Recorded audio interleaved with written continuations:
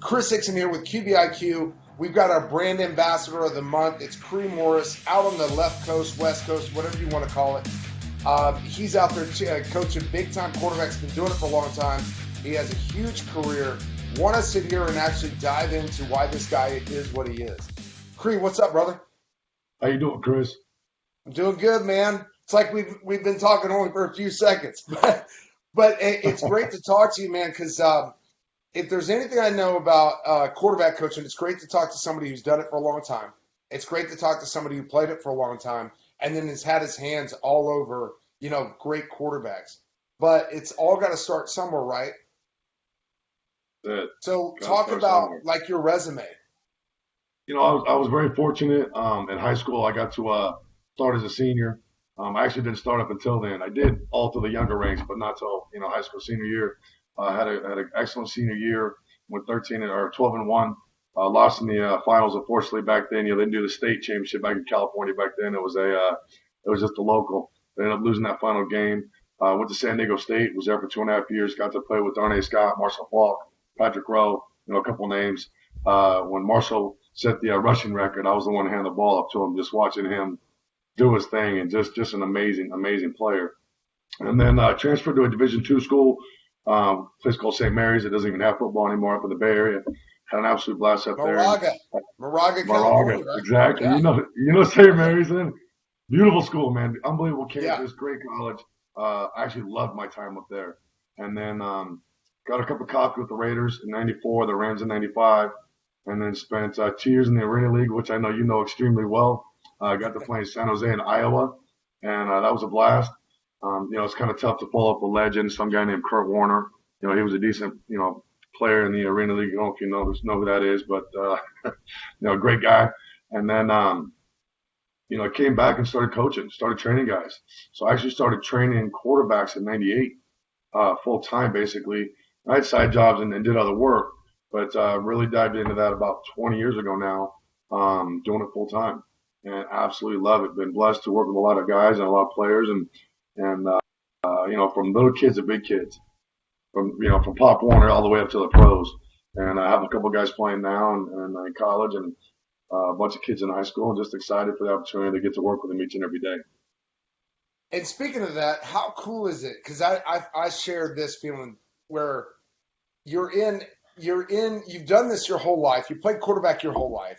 And now you're able to not just stop and go get a real job. You can talk to these kids and say, look, I was in your shoes. What's the messaging? How do you sit there and pass on all your history and experience? It's individual to each kid. I know you've trained enough guys now at this point that, one kid, you got to kind of kick him in the ass a little bit, right? Get him going.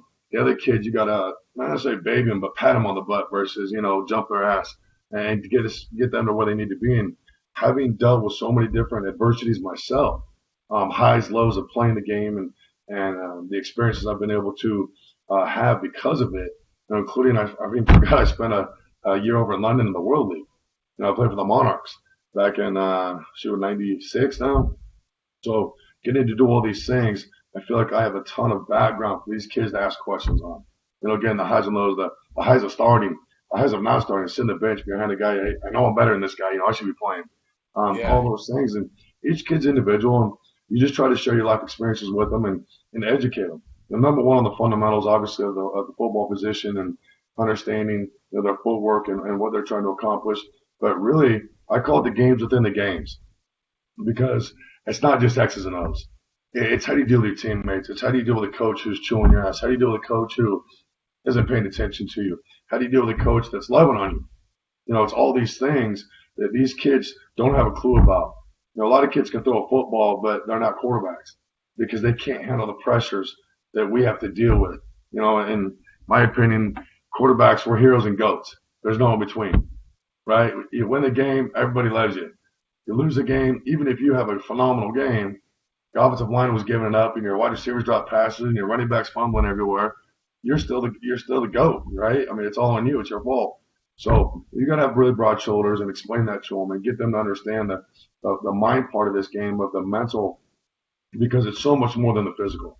I said the game's 80-20. It's 80-20. Problem is we work 80% on the lower part.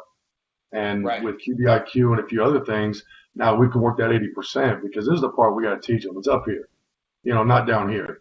And this part's easy for you and I and guys who've been doing it for a long time to teach and coach. But to actually get their IQ, football IQ, and it's not just X's and O's, it's the inner workings of a team. It's inner workings of a teammate. How do you deal with a teammate that just dropped the last 2 touchdowns? How do you pick his head up? How do you get him to come back? Hey, I'm coming back to you. I need you to catch this next one. Let's just catch this. Let's worry about this play. The pros have a saying that, every rep matters, every rep counts. So how many reps? It's make that one rep count in that one play, and then that play is done. We got to move forward.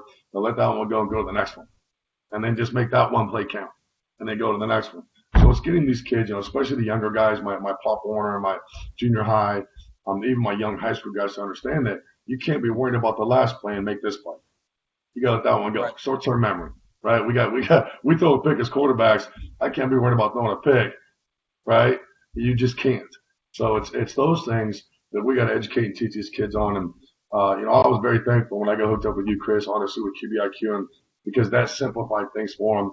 When you try to talk to them in general, the kids struggle with it. They do. Especially when you're talking to a 12-year-old about cover 2 and how they may roll a 6 and a drop down safety, and they're like going, huh? To them, we're speaking a foreign language. Now with QBIQ, I can just show it to them. Look, this is how it works, right? Here's what's going to happen. Here's the roll. Here's your adjust. They're playing cover 2 on this side and 4 on this side. What do we got? And it's so much simpler, and it's really fast-paced, the game. And I've seen a lot of different stuff come out over the years, over the last 20 years. But yours was the simplest and cleanest that I've seen with QBIQ. And I'll be honest, and that's why I jumped on it, given the opportunity to work with you and be one of your ambassadors, because I believed in it. It's so much easier to sell something you believe. Yeah, no doubt. And Cree, I can't tell you how much I appreciate you because, one, from a credibility standpoint, with the kids that you work with, sure, with, doing the job that you do, but really the deal is the type of person that you are, that we're really enjoyed to be partnered up with you and having you as one of our QBIQ ambassadors. And I'll tell you this, too. When about the Trent Dilfer, we're partnering up with him. And when one of the first meetings I had, and when we were talking about brand ambassadors, you were the first guy I brought up. He's like, Cree, I know Cree. He was excited to hear that you were a part of the program. And so, and your name goes a long way. And we're super, proud to be a part of your system as well. Go ahead, I'm sorry. I'll just say real quick. My first time meeting Trent was at the NFL Combine. Him and I both came up same year together. That tells you how old I am. Yeah, it was the NFL Combine. It's the first time I got to meet Trent. And obviously, seeing him and talked to him since then. But just first time I got to him, it was the NFL Combine, and he was obviously, Tampa Bay Bucks, and his career, unbelievable career for a guy who, they said was just a game manager, but he still got that ring, right? Yeah, and he's just a solid guy. And then all the years he's done, obviously, with the Nike combine stuff up north. You know what? One thing that stuck out to me, I listened to a podcast with him and John Brankus, and he was saying his mantra and his mental mode of going into that year was to be the best teammate he could be. And how fitting for what a perfect puzzle piece for what that team probably needed. And I thought that was really cool to hear that from Trent. But on the QBIQ side, I tell you, when we designed it, the evolution went like this. As a quarterback coach, we're not in the offensive scheme, and you train all these kids from all over the nation, and it's like, how do you get through this skull of, and always when I coach quarterbacks, I always coached, I coached not just on the field stuff, footwork and technique, and different movements, but I would coach game grades. And the game grades, I would constantly ask. Now, I'm not in their scheme now. That's a note, right? I would say, why would you even think pre-snap, or maybe even one step into the post-snap, that would even work? And so all of a sudden, because you're running into all these thick skulls, I would start making these guys say basically mantras, concepts.